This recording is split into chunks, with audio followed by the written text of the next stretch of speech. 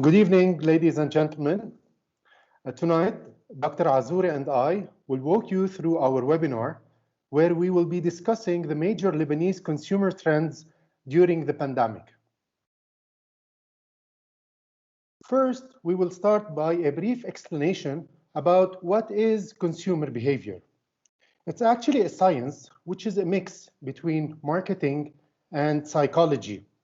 The aim is to understand how people decide, buy, and use products or services. We're actually interested in studying the influences of the buying decision process, how people purchase, how people do shopping. It's more about what we buy, when do we buy, how much do we buy, how often, and where. And it's actually influenced by major factors. There's marketing campaigns which can influence our consumer decision process, where they aim to convince us and alter our decisions. Furthermore, there's the economic conditions, what we are witnessing right now with the recession. It's basically influencing our purchasing power, which is decreasing. We're shifting to more affordable products. Personal preferences. Every person is different in terms of tastes, opinions, so it would influence their behavior in terms of shopping. Group influence. Every person belongs to a society or a group of friends or even family help in shaping up our decisions. And finally, there are the situational factors. For example, war or pandemic, or even technology. Any disruption in all of those factors can have a great influence and impact on our behavior. Now I will leave the floor to Dr. Azoury, who will discuss with us the factors influencing the Lebanese consumer in 2020-2021. Good morning, everyone, and thank you for attending this webinar. As you may already know, our dear country is facing 4 major crises.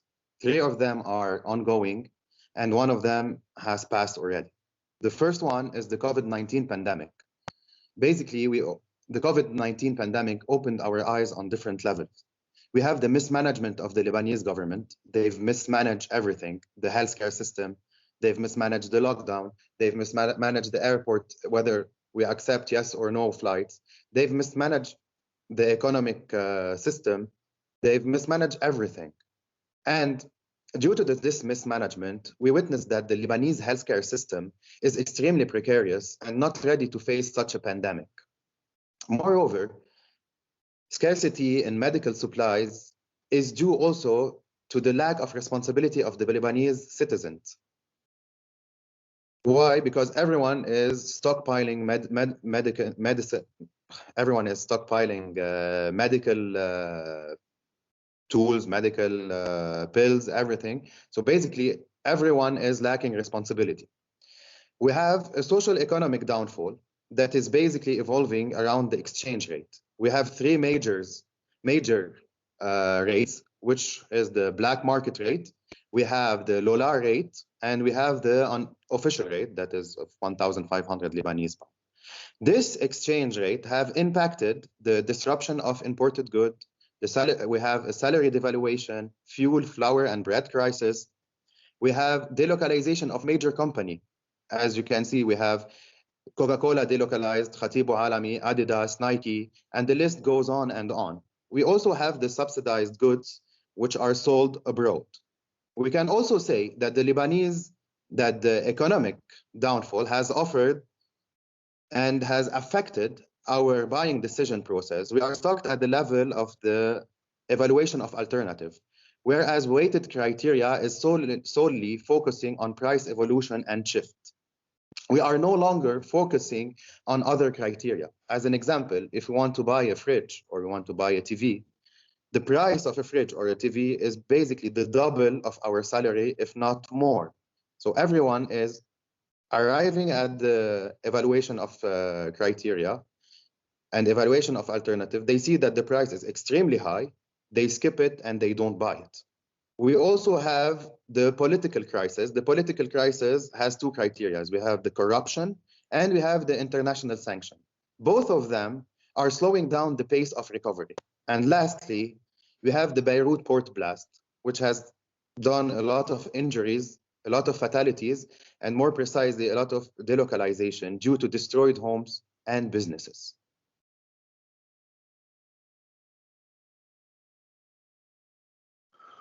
Aristotle has once said, man is by nature a social creature. Society is something that precedes the individual. Based upon that, we as human beings, we're not used to be locked down among four walls. So mainly, we are designed to socialize, to talk, to be around people. Basically, the recent lockdown had a disastrous effect on people's lives. So our territory has been limited to our room, to our house, to our building, or even neighborhood. On another level, we could not travel. Our freedom of movement has been restricted, especially with the application of the curfew hours. So we have a limited amount of time in order to go for grocery shopping or even to do our basic needs. Thus, as an alternative, people have started to spend more time on their TV and more time on their social media channels in order to compensate this lack of physical social relations. So we're moving towards a more digital social relations. And if we can all observe our mobile phones, those of you who have the statistics, we're having like more than 4 hours of screen time per day. So the screen time has plummeted. As a result of that, we started to have some emerging body pains, such as back pain, due to sitting down for long periods of time on the couch or on the chair. Furthermore, we're having more neck pains because our eyes are stick to our mobile phones, eye fatigue due to long hours on TV or on digital screens, and which would lead also to sleeping disorders, being attached to our social media platforms and scrolling up and down and like spending hours and hours, especially at night, and waking up late the second day, since many of the people are locked down and they have no work. So basically, we started to have more and more sleeping disorders. And actually, it has been quite some time since we had a large-scale pandemic that have swept the world, like the COVID-19. So people who have been leading a quiet and comfortable lifestyle are now being moved to are more facing certain extreme measures. So there comes the FOMO effect, which comes into play. FOMO stands for fear of missing out, in which we people can find their neighbor who are stockpiling food or stockpiling goods from the supermarket, and people are doing nothing.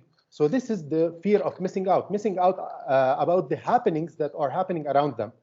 And people start to feel somehow fearful and start buying in bulk, thus increasing the demand and decreasing the supply of goods which are present in the marketplace. This was also, we can also witness the large traffic in front of the supermarkets, the currency exchange offices, gas stations, and bakeries. So people nowadays are more concerned with their basic needs, as we can see in the figure in the slide. People are moving from psychological needs, feelings of esteem, feeling of prestige, belongingness, to shift towards the more basic needs, such as food, water, safety, security, securing a job. So basically, we're not thinking about esteem needs, showing off, prestige, and so on and so forth. And more people are stockpiling, and this has also initiated certain memories that reminded people of the Lebanese civil war, where people were stocking up their pantries, fearful of that certain goods will not be available anymore. On top of that, there was the rule of the odd and even numbers, which also took place where it limited people's movement and it limited people's access to the supermarkets and to the grocery shops. It was all exacerbated by rumors which were spreading on social media and on TV, and they were going viral, which had a snowballing effect in terms of communication and, to a certain extent, some untrusted or inaccurate information. So the pandemic has disrupted the logistics chain. So shelves were emptying up very quickly, and it was taking more and more time to fill them up due to the disruption of the trucks movement and the disruption of manufacturing, where employees are having difficulties to reach their work and to continue the production process.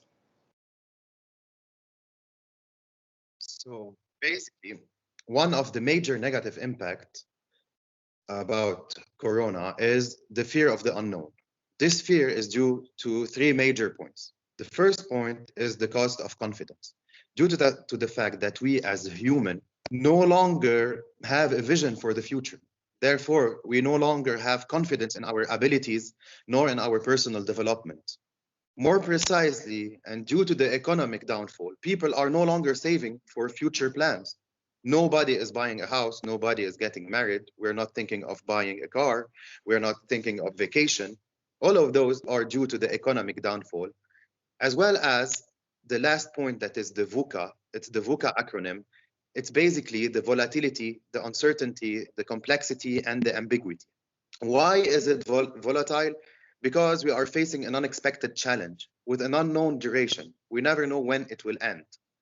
But we are starting to gather more and more information about this crisis, which might lead us to the light at the end of the tunnel. The uncertainty, as we know, change is possible, but it's not given. So therefore, we are talking about a new way of life. A new way of life equal a resistance of change. A new way of life equal shifting behaviors. A new way of life equal adapting to new ways, which is also something that is uncertain. We have the complexity. We have many interconnected parts and variables. It's extremely overwhelming to process this kind of information and behavioral shift. We have information about Corona. We have information about the economy. We have information about the politics. We have information about the whole system in Lebanon that is crumbling. All those information are extremely overwhelming. This is why it is extremely complex. And we can end it with an ambiguity. Why is it ambiguous? Because the crisis that we are facing nowadays is not just one, it's 4 crises. And those 4 crises are extremely and highly unclear. So therefore, we can say that we are facing the unknown of the unknowns. Moreover, this fear of the unknown led to more household conflict. We are living in the same place, same house, same rule, 24/7 for the past year and a half. Also, our morale is affected. It is extremely low. We are headed to depression, stress, defensive behavior. Moreover, decrease in marriage rate due to the economic crisis and the uncertain future. And lastly, we have the change in the biological clock. This change in the biological clock has shifted our sleep cycle. Actually, we're not going to bombard you with all the negative information, but actually there's a positive side out of it. So there's a positive impact on people's behavior. On the level of family bonds, it has strengthened a lot of family bonds in terms of people spending more quality time with their children, or even people spending more time with their parents, which that thing was not possible before. Further, people start to feel that they have more free time when they are working at home during the lockdown. All of this change in lifestyle, people start to have some free time to do their unfinished to-do list. So their stuff, they had all this, one day I'll do that. So they started doing this. This time has come. So people have started to remove stuff from their to-do list. Furthermore, other people were applying self-care. which was in terms of meditation, practicing yoga, practicing Pilates, and other types of sports. And it gave the people to rethink about their life goals and to have a deeper thinking about their inner selves. Other people switched to spiritual guidance to connect more effectively with God and to practice prayers. Other people they started to do indoor sports. Nowadays, there's no excuse that there's no time to go to the gym because you can create your own gym at home. Lots of coaches, lots of people have they went online on different platforms to teach people how to do sports at home. There are different applications, and on the other level, athletes started to train at home. And in order to encourage athletes to keep training, there were virtual races that were organized by the sports committee, and virtual badges and trophies were distributed to the winners. In addition to that, people started to feel some nutritional balance in their lifestyle. So people started to eat healthy. Many people skipped breakfast. Nowadays, it's people have more time to prepare their breakfast, eat healthy, eat more than 3 meals per day, and especially having homemade food, which was not possible before. Now we are going to talk about the flourishing business, and according to Forbes magazine in 2021, those industries are flourishing on a global international scale. We have the supermarket. The supermarkets are flourishing due to the panic buying behavior of people, as well as to the stockpiling of groceries and food. We have the small grocery shop, the neighborhood shop, that are rising from the ashes. Before the pandemic, neighborhood shops were kind of heading to bankruptcy because everyone was going to big supermarkets like Charcuterie or Spinus, and small shops were becoming kind of outdated. After the pandemic and during the pandemic, not after the pandemic, they are starting to rise from the ashes. We have the mask and sanitizing industry. We never ever in our habits before had to wake up one day and say, oh my God, I don't have a mask or I do not have a hand gel anymore. Let's go buy a hand gel or a mask. We never thought of that. So nowadays it's becoming more and more a habitual purchase, which is also a shift in our behavior. We also have the online communication platform. As you all know, we have Zoom, Teams, Skype for education, TikTok to socialize, Instagram with the reels, and it's also to socialize. And nowadays, we also have the, if you want the upgrade, the virtual reality, while we are using virtual reality for dating and acquaintance. We have the mom and pop shop. Those shops are booming on Instagram. They are homemade goods that we are selling on Instagram or artisanal goods. We have also the delivery service. The delivery services nowadays are also flourishing due to the low risk of infection. Lastly, we have the digital transformation. Digital transformation means shifting from a physical shop to an online shop. I'm going to give you an example. Zara. Zara is shifting to online shop by closing more than 1,200 shops worldwide. I don't know if you know about the DRAP app. It's the doctor's app. It's an online application that will give you the availability to consult a doctor via conversation or video or picture to solve your health issue. We also have the online saving platform that are all oriented to cryptocurrency. Why? Because people are no longer going to banks. People are shifting everything online, and we have the booming of the cryptocurrency. So everyone is trying to save money and invest in cryptocurrency. In the end, we also have a new flourishing business due to the pandemic, which is the esport. Esport is basically shifting physical sport to online sport, like having Formula One, rally, basketball, football, all of those contact sport or sport shifting from physical sport to online sport. All this has led us to a new way of living, which is actually the virtual century.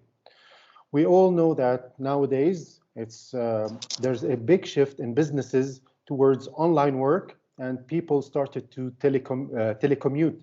So they started working at home, and businesses have recognized the importance of this, and it has been proven as a cost-effective way to continue with this change.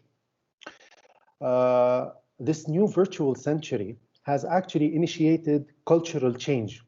So we as Middle Easterners, and specifically as Lebanese, we are used to hugging, we are used to kiss one another, and in business, a handshake is very common in doing business. So all of this has stopped.